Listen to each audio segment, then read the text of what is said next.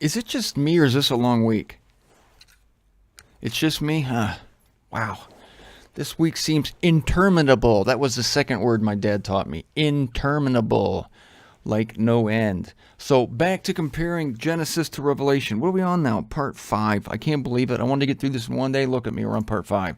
Anyway, this is one of my favorite ones. Listen to this point. If I can find it here. This is a killer. The garden in Genesis 3, verses 1 through 5. Watch this. The garden was accessible to the liar, i.e., Satan. Garden accessible. Come on in. We have a wide open gate. You have carte blanche, Signor Satano. And so, and people have wondered about this. Why, when it's so easy for God to capture Satan in the Revelation, the Unveiling, puts a large chain around him and subdues him for 1,000 years, why not capture him in Genesis, in the garden, before he can screw this whole thing up? Because he was meant to screw this whole thing up.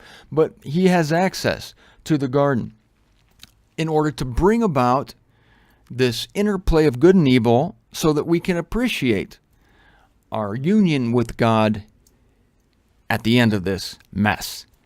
But on the new earth in Revelation, which belongs in the scripture because it answers Genesis, it closes the loopholes of Genesis, it fulfills the longings created in Genesis, we have the city of the New Jerusalem closed to all liars. Revelation 21, verse 27. There's no liars allowed in. No abominable, nothing corruptible, no death. At this time, it's all relegated to the lake of fire. And so it is not there. Now, some people think that it's right outside the gate because it says outside are the curs and the abominators and the liars and the fornicators and the politicians and the inventor of Facebook. All these people are thought to be like banging outside the door, right outside the gate. They're not. They are just out. It doesn't mean they're outside the gate. It just means they're out. They're not there. They're not physically outside the gate. Because if you look in the concordant version, outside are the curs and whatnot. This is Revelation 21. But the word side is in light-face type. So it doesn't mean they're outside, like right outside the door, banging like those hideous things did in Sodom and Gomorrah. It means they're out. They're not there. They're just not there. You're out. And so we have evil banished. And we know it's banished in the 1,000 years. But Satan is loose for a short time. We're going to be getting to all that. Man is the probationer, Genesis 2:17. In other words, he's on probation. He's driven from the garden. He was told to tend the garden, but if you screw up, you're out. Man inherits everything. He's an heir in Revelation 21. And there's no more risk of failure. It wasn't a risk of, not to say it was a risk of failure in Genesis. There was no risk of failure. It was a guaranteed failure. Because, again, the enemy was let in the garden. But now, anything that can corrupt is forbidden from the new paradise on the new earth in Revelation. And so we have all the temptations, the things that could corrupt, banished. And so they won't corrupt. Now we're going to look at a relationship here between the cursed and the redeemed world. And again, the curse is only relative. When you look at the curses of Genesis, we're looking at relative curses because in the larger scheme of things, these were great blessings and not curses. It was a blessing to be shown the difference between good and evil. It was a blessing to be able to multiply. And as I believe there will be multiplication on the new earth. Genesis was a world that was cursed. Revelation is a world that's redeemed. The ground was cursed in Genesis. No more curse in Revelation. Daily sorrow, Genesis 3. No more sorrow. A lot of this is repetition. Sweat on the face, Genesis 3. No more tears. The old perspiration coming from the body. Liquid, a fluid fluid coming from the sweat and tears, and this fluid is dried up in Revelation 2. Thorns and thistles curse the ground to the point that unless you get the weeds out of your garden, you people who garden know this, thank God I don't garden, I will gladly eat the produce of your garden if you would like to invite me over. But you know that it takes so much effort just to get rid of those weeds because they will suck all the nutrients that your cucumbers need. Damn the weeds for doing that. Well, the weeds themselves were damned. The earth was damned, cursed, and thus it produces weeds and thistles, but no more of that. Anything that produces pain, including thistles and thorns, will be eliminated in Revelation 21. They ate of herbs of the field in Genesis 2, like rabbits. Well, there are 12 manner of fruits in Revelation 22 that grow on the new earth. So they will be eating again, but it will be a new and improved fruit. We're trading in herbs for leaves and fruit from a tree. Wonderful. One of the great negative things of Genesis was from dust you came. Actually, it's not dust. King James, we didn't come from the dust, but I'll always remember that phrase in Catholic Church, from dust thou art, to dust thou shalt return. On Ash Wednesday, the priest put his thumb in those ashes, and he made a sign of the cross on your forehead, which meant you were in the cult, and he said, dust thou art, and to dust thou shalt return. Dust thou art, and to dust thou shalt return. Dust thou art, and to dust thou shalt return. It was very uplifting, and you went away feeling better about yourself. And actually, we're not made of dust. We're made of soil. It's the layer underneath. The dust is the covering. It's what blows away in the wind. We're not made of dust.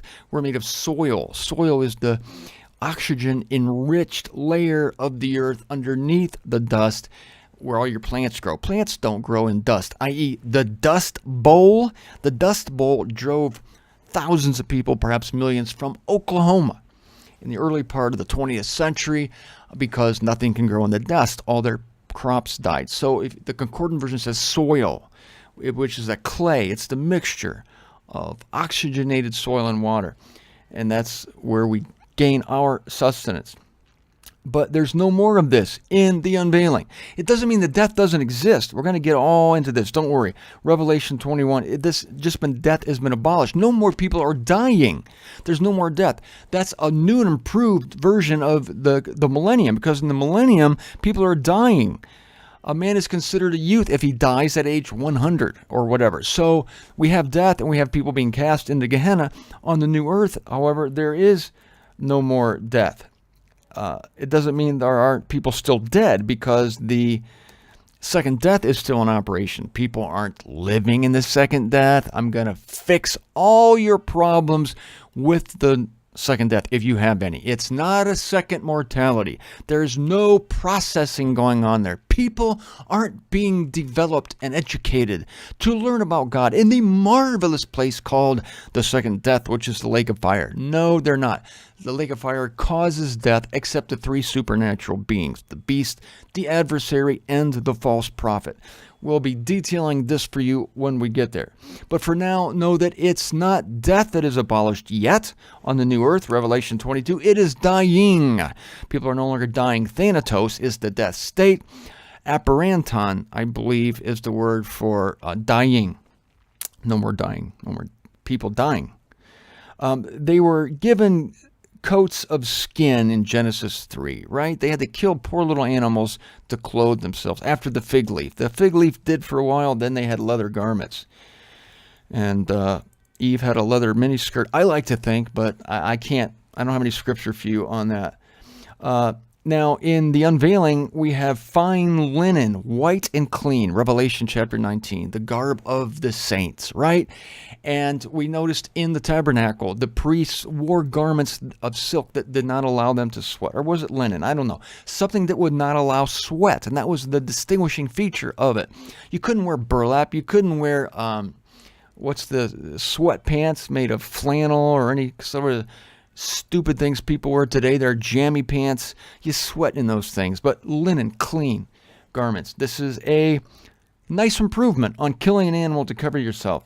Satan was opposing the two in the garden. And of course, Satan banished. Love that truth. Satan's banished. He's not there. He's not on the millennial earth either, which is a different earth than the new earth. That's a different earth, folks. The millennial earth is a regenerated present earth. Our present earth is going to be regenerated in the 1,000 years and then it's going to be destroyed. At the end of the 1,000 years, there will be a new earth. Satan will be banished from that one as well. Humanity was kept from the tree of life, Genesis 3, access to the tree of life, covered that. Banished from the garden, free to enter the city. Redeemer was promised in Genesis 3. Oh boy, poor Eve. Imagine. Eve was told that from you, your seed is going to bruise the head of the serpent. He's going to bite your heel, but you're going to bruise his head. Someone coming from you will be the deliverer. And she thought, when she birthed Cain, that, behold, the deliverer. This is the one. Well, no.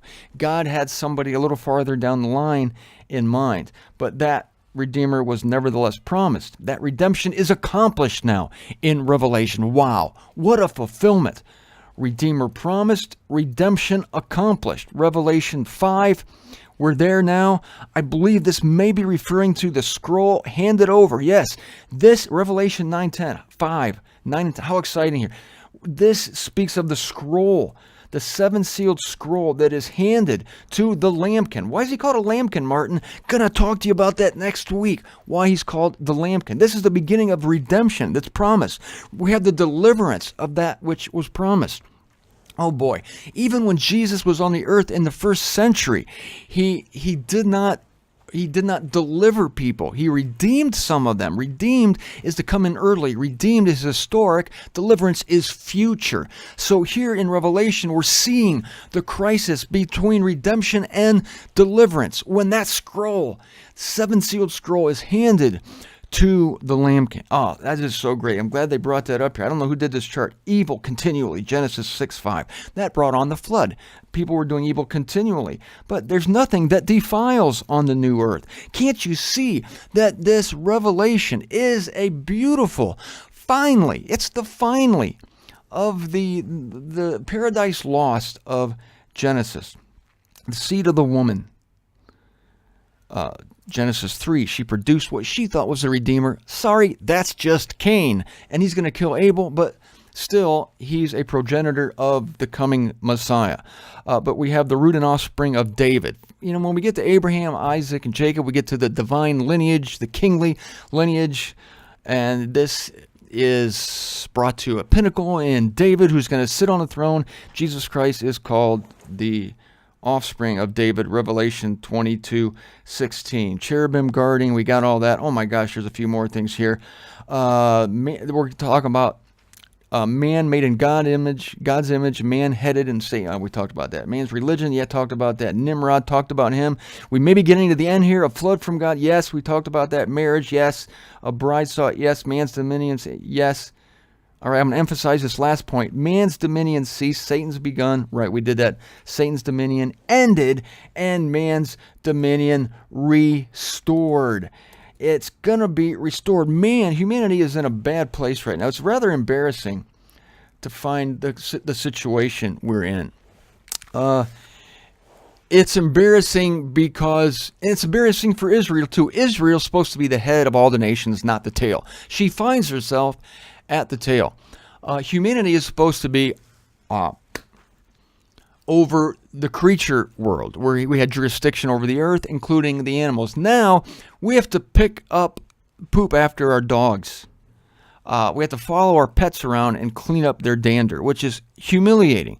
And many of us are killed by wild animals. Poor, who's that Australian guy? Hey, mate, who's that guy that was killed by the stingray? Not Steve Austin. That's a $6 million man. Anyway, sorry, I can't think of it. We're often killed by the creature world. And this is humiliating, embarrassing. It shouldn't happen. And yet it does. And we are going to be given dominion again over the earth. But ladies and gentlemen, if that's true of the earth, what do you think's going to happen when we're taken to heaven? We are going to have dominion over the spiritual realm. God takes us and he does superlative things with us. He doesn't just give us jurisdiction over a lost jurisdiction from Eden, but he gives us jurisdiction over a place where humanity has never had it, and that is the celestial realm. And Jesus Christ, as the chief, the head, the king of the universe, is waiting for us, his complement. And when we are reunited with him, then begins the work of bringing the universe back to God. That's all you have to look forward to, and that's all I got for today.